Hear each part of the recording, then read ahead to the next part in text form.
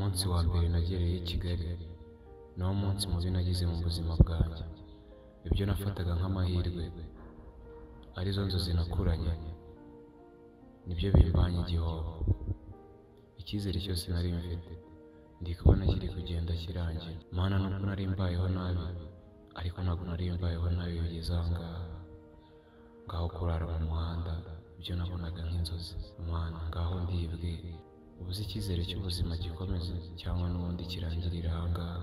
Ako se nanone amasezerano yose nagiye nanga nasize mu cyaro, ubu nabwo nsubiyeyo nta kintu na kimwe nigerejeho, ahubwo ngasubirayo meze nabi kurusha uko navuyeyo. Ngomba guhatana iyi Kigali, ngomba kuyibamo ku kabi n'akeza. Icyo bizansaba cyose nzagikora.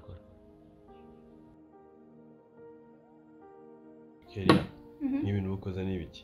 Nese urabona ari ibiki? Ntabwo uzi ko murwaye ibintu uzamuye ni ubugoryi. Ese niyo mpamvu wabunyinshiritse. Ubwo nyine no kutashaka kuvuga. Wapi, hari ubundi buryo washaka amakuru. Uritonda ugatuza ukanamubaza ari muri mood nziza, byibuze umwinjiriye bwo yakekina kubwira. Aho gufatanya umuntu ari ku meza umuciye ibiryo arabisize ararwaye, ubu mugiye kongera muzo n'urusaku muri inzu. Utaragira icyo urenzaho. Rero ibyo bintu byo guterana amagambo no ku meza ntabyo nshaka. Ibi biryo mba mbireye bingoye, wahenze ukanzanaho n'ayo magambo uyateramo. Ntabwo ibyo bintu bishaka mu rugo. Ntabyo nshaka rwose. Koko wigeze amagambo kagenda? Wapi?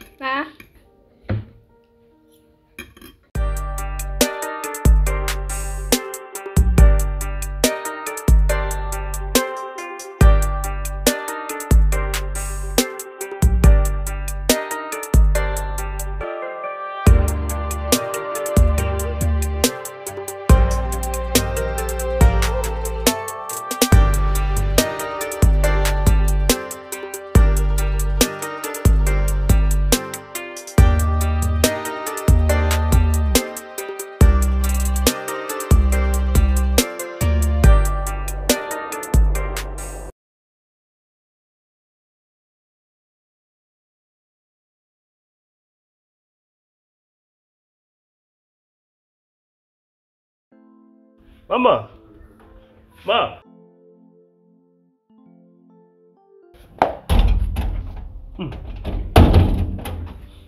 Ma, ndi kuguhamagara aha ngaha ntugitabe. Mama. Kutari kuvuga. Wabaye iki?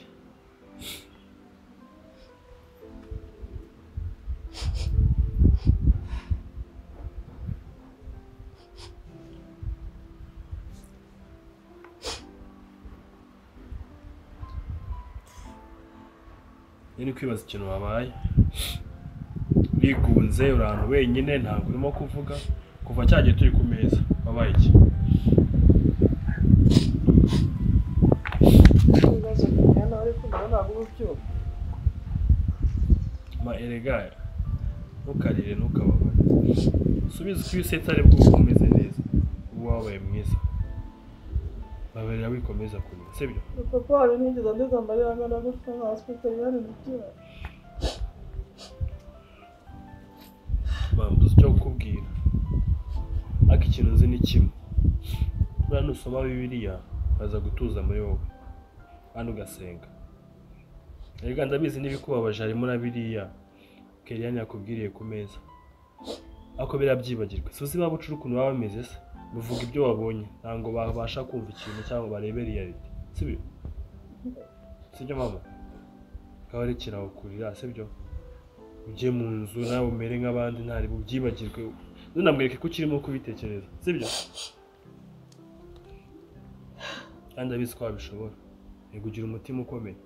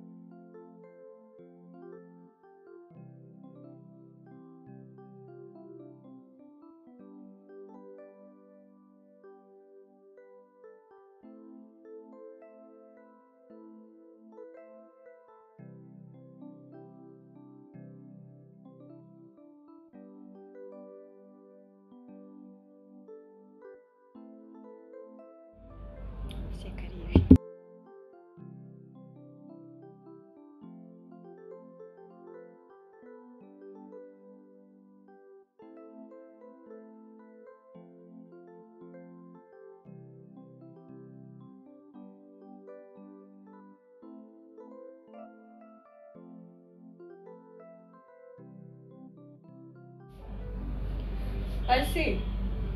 Pasi? Oui. Gano'n. Ngiye gutaha rero njyewe urabizi ko nakare sibyo? Ariko mbere yo gutaha nshaka gusaba imbabazi. Kuba nakubwiye nabi kare urabizi umuntu aba yagize umunsi muremure rero hari igihe umuntu ahura n'ibibazo bigatuma avuga nabi.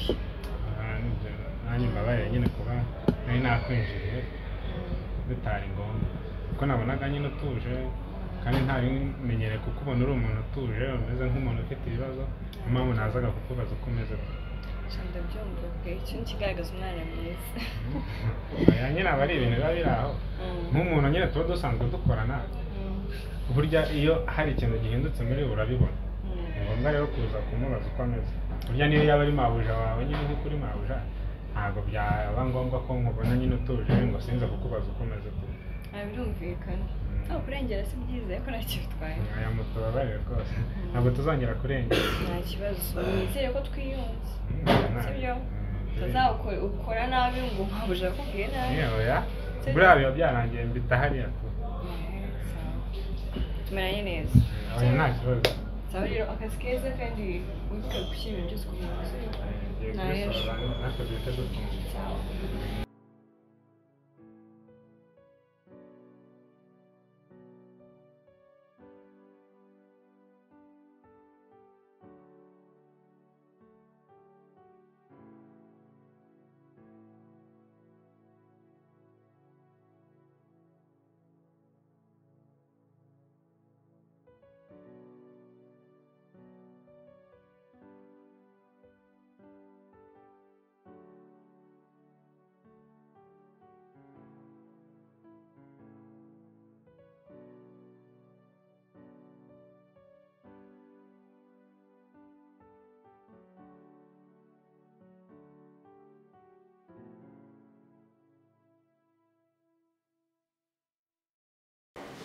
Mariteza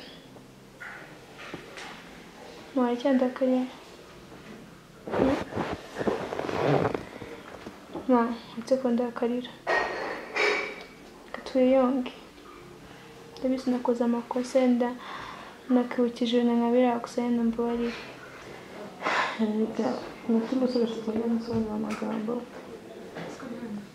ariko iminsi bari gusobanura kandi umunsi wongeye kubaza ibintu n'ibindi nyaga muri clip ngapfa nibwo uzamenya ibyo wavugaga ibyo ari byo. Mama nyine ndabyumva nyine nakubabarire sinzongera kubikubaza ubwo numva ko ari ngombwa nyine uzabimbwira. Erega uriya ari papa wawe ariko nanjye ari umugabo wanjye kandi yarankundaga rero ndayitangira turambabaza gutya ntabwo papa wawe yigeze ndika ariko wowe urandishe. Mama basore komeza kurira sinzongera kubabaza.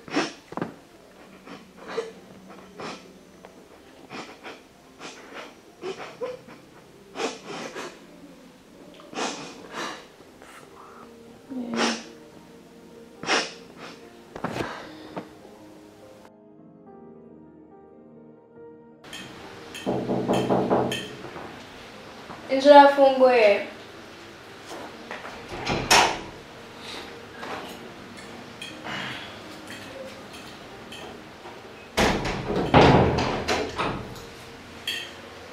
Oh, Rame.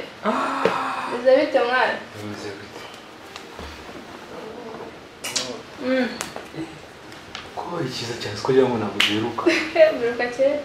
Icyakoze. Fura rimereye nabi. Ugeze neza? Tangiye kugongeza hafi mitangaruka. Yanganye. Mageto. Meze gute ko mbona. Meze neza. Meze nk'udafite gahunda uyu munsi. Gahunda bwoko ki?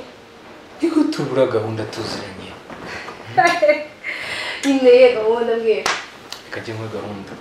Usuzugwe musaje yise Valentine. Yego. Mr. Love ndi hano. Ngo ndi kugenda. Kuri buryo. Ari kugenda iki? Kuri bo gutyo. Nyine mbwira ko Ngo ndi kugenda ngo ndi kuntu. ndi gupanga ukuntu ngiye kuryoshya ijoro tugiye kubigenza ku munsi wa Saint Valentin. Tuzajya kwirinda noneho ubwo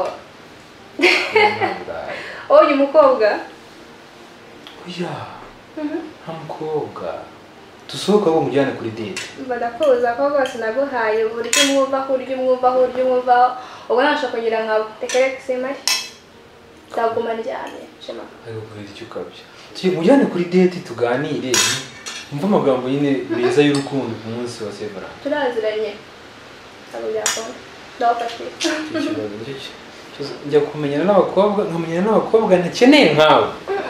Josh ari heza tushire mu cyumba yaryamye nikire gahunda none nawe twagenda ariko baba oya bimeze neza umunsi nakwereka Kigali ntabwo byakunda mwese gushaka Josh ntabwo mubwira yihuta ari kumpunzi. Josh kumva usanga kiryamye sinzi kuyakwiga siko mu gitondo nari ndi hano. Josh atwumvaje bro uranyica none ariko se mwana ariko by the way ntabwo nari ndyamye ba rezitese uzi umunsi duseka rese fana ikintu kamwegere mubanze mu gitondo se nasanze ryamye mu gitondo se nasanze ryamye shandananiwe bro ese mwana kujibuza nanje ko sazi gitarama kwitegura kumana ngona kivulimo kugwasa nitegure nje ariko kwino ye mubona utari kubyumva neza mumeze nko biciye amazi ase we vipi kurimo kurya umushitsi atari mu kurya ariko umukobwa mwiza mbona gasambo bibaze ko utaraje kumbwira ko byahiye nawe ntiyoboye ubwenge umva se mwana kuzana icyango cyiza twambara nibo ngiye numvaga zo kurwasura none mo kuntinza sikore kumamagara ngo hahi mwana kandere ko nagira ikintu nambara akimvira banzite nukumva no kujya kugenda cyangwa usiga iki kigabanuka neza nizere ko wazanye imodoka yawe cyane sawa cyane aho ikibazo nta kibazo kiri hariya akasha cyane katse z'abakire twe urebe ukuntu duhindura inzira duca imbere hano mani cyane kuba hasi abantu shaba kigura imodoka bwa mbere nuko muvuga bro cyazo ndakwemera kubuje kumfata ni neza ariko mani ibi ntabwo bari sawa neke bro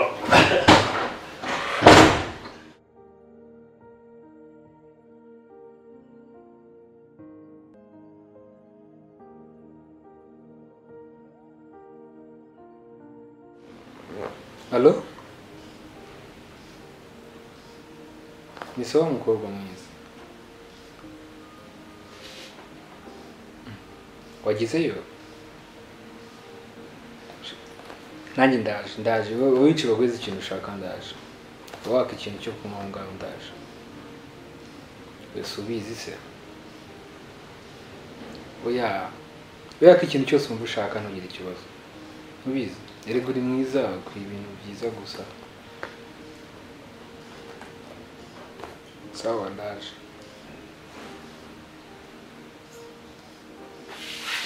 We Josh. Yo. Sha, mva ko wigize ndagiyeho nsangeyo tu. Yewe ndigendeye mwana. Bro kariso man. Kuba mwana ahubwo umva se reka turavuga kuri. Umvugishe ndakubwira uko tubigenza.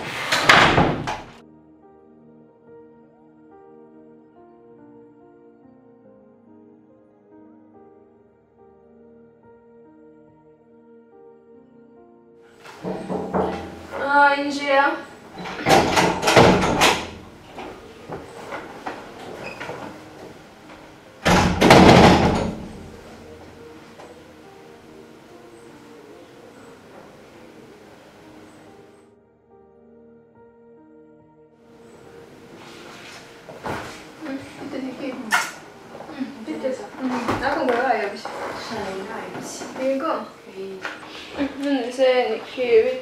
Shani byiza ko tukona byambare da shanda ndabona ari ukeye cyane maze ndabona ukeye byataye byambare Saint Valentin shabira aho maze ngiye nyine ndabona wowe ukeye byatari man Kebise n'ibisuko byanjye byashaje maze ndabona ukeye cyane umva udusatsi reka sinakubwira umva mbega urakeye byahataye umva mezi none se utambwiye ya pasi naguhaye amasore itaranitse w'ibyanwa nyine apasha ira pasi nabonye nazi nyine ni bya biki gihe bamwe baba bashaka nyine ibintu gusa sha nyine nge nabonye bitavamo kabisa ubonye utamuha oya ntago ariko narezwe okay none se we nese twashyirize iki umva wenda wanzanira nk'agacyayi byo kurya nta kibazo murakoze okay ayo ngiye kuzanira ubwo ibyo cyacu bivugana ngashaka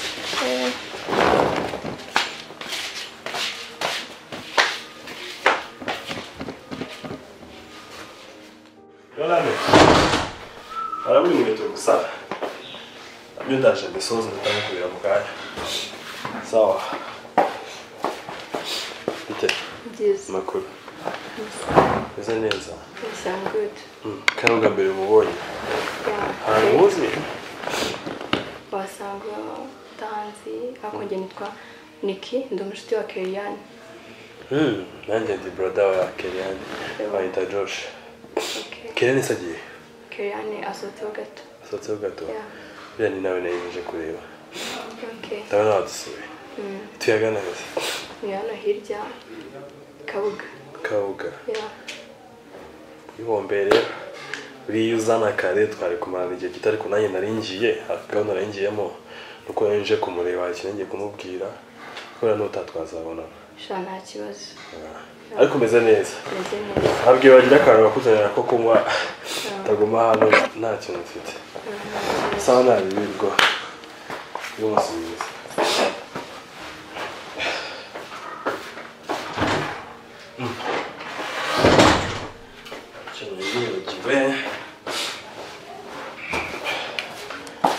nimero yawe biba byiza buriya iyo abantu bagiye bamenyana nibyo byiza kuko n'ubutaha baramenyana n'ubwa mbere mbonye sister wanjye afite umukobwa w'inshuti mwiza nkawe kweli sha urabeshya ukuri mwiza oya yeah thanks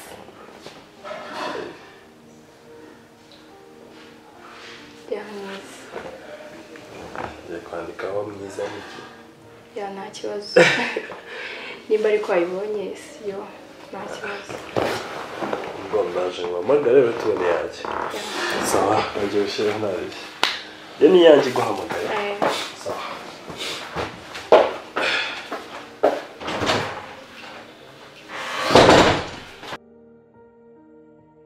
Allo Remi kyongeye kumamagara oya pe ntabwo mbikunda pe ibyo bintu byo kuza kugusura ukankoresha ibyo nadashaka yego ni Saint Valentin ndabizi ariko ujya wenjoyinga n'amasaha magenzi yawe nge ntabwo mbikunda pe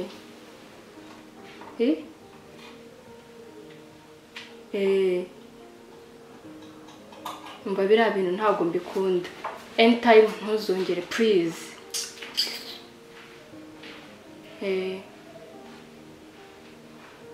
umva rwose ndakwiyamye n'undi munsi ntabwo biriya bintu mbikunda pe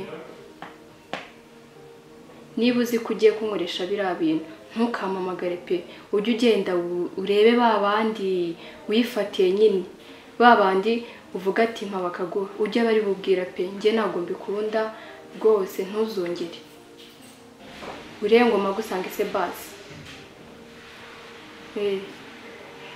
hehe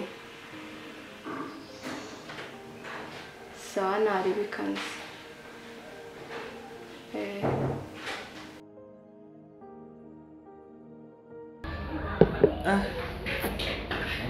Chaka niyo tubimeze neza Chaka nongeye kubera amagripe mfite nshaka no kuba ndi kuri TV n'umuntu wawe mu byo gutekereza ibintu by'abakobwa ubu kagashiri kawe kagutesheje mu mutwe abasheri banjye barengera araza kunywa yambujije amahoro kuva kare nze nkwereka icyana kuva kuri bariya nze nkwereka icyana cya fresh icyana wahamagaye se so turajya ha boro ryari ushaka ko banza akangero tugahura twamara guhura tukabona kwita tugeraho cyane. Deborah Halo. Oui. Yezeti. Ndabyibuka gahunda ndayibuka. Humura. Masize impamvu ibintu utabyizeye. Kandi ngize neza ko ndi bureke. Bigira ikibazo.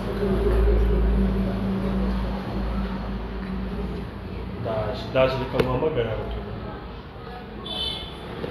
Sawa nawe. Mani umukobwa yamujije amahoro.